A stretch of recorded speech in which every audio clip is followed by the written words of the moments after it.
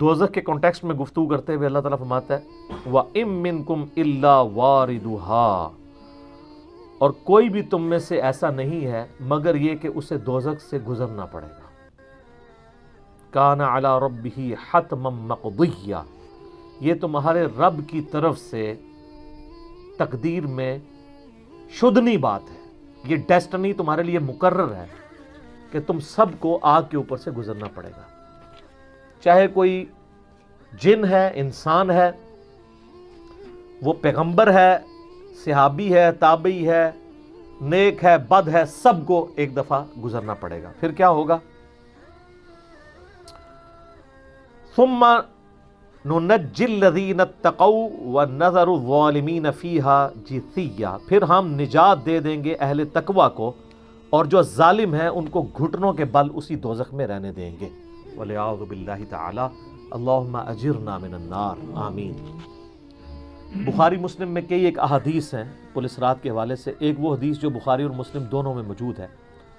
اللہ کے محبوب صلی اللہ علیہ وآلہ وسلم فرماتے ہیں کہ قیامت والے دن اللہ تعالیٰ جہنم کے دونوں سروں پہ ایک پل رکھے گا، یعنی جہنم کو پار کرنے کے لیے ایک بہت بڑا پل رکھے گا.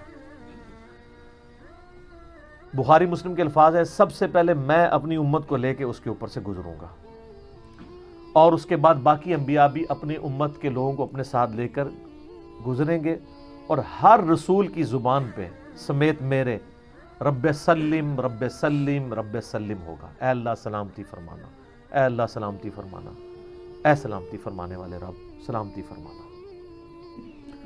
اب نماز کے بعد بھی مسلم شریف میں دعا ہے نا، اللہم انت السلام ومنک السلام تبارک یا ذا الجلال والاکرام، سلامتی. اور نبی علیہ السلام فرماتے ہیں یہ کلام بھی صرف انبیاء کر رہے ہوں گے، انبیاء کے علاوہ کسی کو کلام کرنے کی اجازت بھی نہیں ہوگی. آپ ویسے کہتے رہیں کہ ہمارے بزرگ جو ہیں وہ پھڈا ڈال کے بیٹھ لیں گے کہ میں اپنے مرید لے کے جانے میں.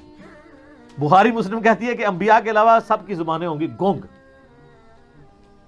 سوائے اس کے کہ وہ کہیں گے رب سلم رب سلم رب سلم. پھر نبی علیہ السلام فرماتے ہیں کہ بخاری مسلم کے الفاظ ہے کہ جب لوگ پل صراط سے گزر رہے ہوں گے نا تو پل صراط کے دونوں جانب آنکڑے لگے ہوئے ہوں گے، جس طرح کے کانٹے ہوتے ہیں،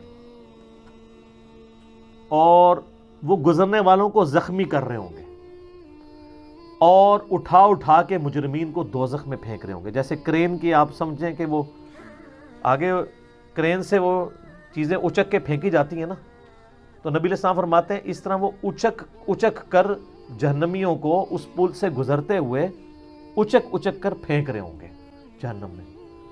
اور نبی علیہ السلام نے یہ بھی فرمایا، بخاری مسلم کے الفاظ ہیں کہ ہر شخص اپنے اعمال کے مطابق گزر رہا ہوگا.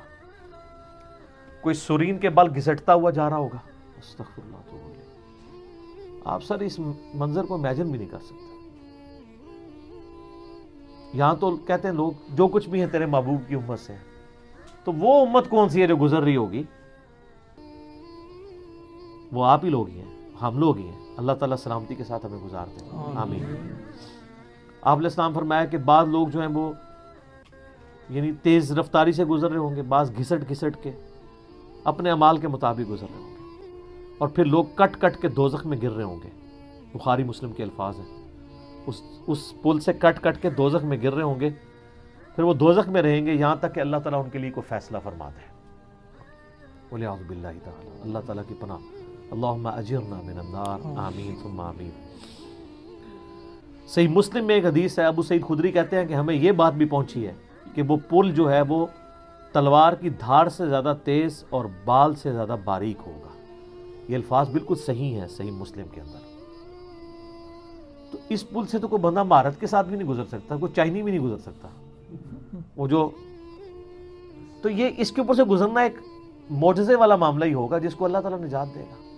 اور یہ جو میں نے آیت پڑھی نا سورہ المریم کی آیت نمبر 71، اس کے کانٹیکسٹ میں کتاب التفسیر چیپٹر میں امام ترمذی اسی آیت کو ہیڈنگ بنا کے نا اس کے نیچے ایک حدیث لے کے آئے ہیں. یعنی یہ جو میں نے کہا نا قرآن میں پل صراط کا ذکر ہے، امام ترمذی کا بھی یہی فہم ہے.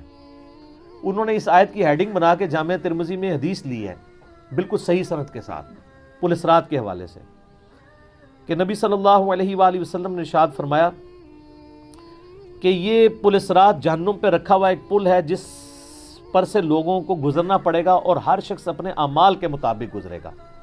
بعض لوگ بجلی کسی تیزی سے گزر جائیں گے، جیسے آسمان سے ایسے بجلی کڑک کے نیچے، پتہ ہی نہیں چلا، ود ان سیکنڈز۔ بعض ہوا کی تیزی سے گزریں گے جو اس سے کم نیک ہوں گے۔ بعض گھوڑ سوار یا اونٹ سوار کسی تیزی سے گزریں گے، بعض بھاگتے ہوئے گزر جائیں گے، اور بعض جو ہیں وہ پیدل چلتے ہوئے، اور بعض سرین کے بل گھسٹتے ہوئے۔ سر اتنا لمبا پل، پتہ نہیں کتنی مسافت ہے، بلکہ بخاری مسلم میں الفاظ ہیں، نبی علیہ السلام فرمایا کہ اس پل کی لمبائی اللہ ہی بہتر جانتا ہے، مجھے نہیں پتا کتنی ہے۔ ہائے ہائے ہائے ہائے۔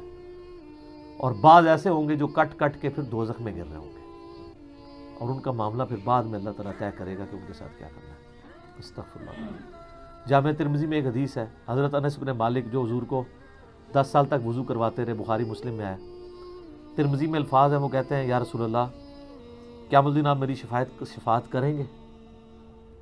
فرمایا میں کروں گا۔ تو یا رسول اللہ مجھے اپنا پتہ بتا دیں، میں آپ کو کہاں تلاش کروں؟ انہوں نے انشور کیتا ہے، آپ نے فرمایا تم پورے صراط پہ آ جانا۔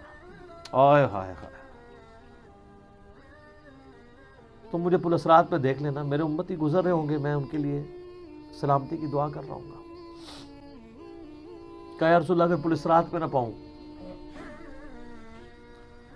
تو آپ نے فرمایا کہ پھر تم میزان عمل پہ آ جانا، جہاں لوگوں کے نامہ اعمال تولے جا رہے ہوں گے۔ نبی علیہ السلام کا نامہ اعمال نہیں تول رہا ہوگا، آپ کو تو اللہ نے امن دے دیا نا، انا فتحنا لک فتحا مبینا۔ اور بخاری مسلم میں حدیث ہے، حدیث شفاعت کے سارے نبیوں سے لوگ ہوتے ہوتے حضرت عیسیٰ کے پاس جب اینڈ پہ آئیں گے نا تو وہ کہیں گے بس ایک ہی شخص ہے جس کو امن ملا ہوا ہے، تو محمد رسول اللہ کے پاس جاؤ، وہ شفاعت کریں گے۔ تو آپ علیہ السلام اپنی امت کی خاطر ہی یعنی میزان عمل پہ تکلیف کاٹ رہے ہوں گے۔ کہا یا رسول اللہ میزان عمل پہ بھی نہ پاؤں تو کہاں جاؤں؟ فرمایا پھر تم حوض کوثر پہ آ جانا، میں وہاں پہ اپنے امتیوں کو مشروب پلا رہا ہوں گا۔ بخاری مسلم میں درجنوں احادیث ہیں، آسمان کے ستاروں کے برابر اس کے برتن ہیں، اور جو ایک بار پیے گا وہ کبھی پیاسا نہیں ہوگا۔ جنت میں لوگ مشروب لذت کے لیے پئیں گے، پیاس کی وجہ سے نہیں پئیں گے۔ انہوں نے کہا یا رسول اللہ اگر آپ مجھے پل صراط پہ بھی نہ ملے، میزان عمل پہ بھی نہ ملے، اور آپ صلی اللہ علیہ وآلہ وسلم حوض کوثر پہ بھی مجھے نہ ملے، تو پھر میں آپ کو کہاں تلاش کروں؟ آپ فرمایا تم مجھے تلاش کرنا، میں ان تین میں سے کسی ایک جگہ پہ ہوں گا۔ تو بخاری مسلم میں پھر یہ بھی آتا ہے کہ میرے حوض کوثر پہ کچھ لوگ لائے جائیں گے، میں کہوں گا اصحابی اصحابی، یہ میرے ساتھی ہیں۔ مجھے بتایا جائے گا کہ آپ کے بعد یہ دین سے الٹے قدم پھر گئے تھے، انہوں نے دین میں بدعتیں جاری کر دی تھی۔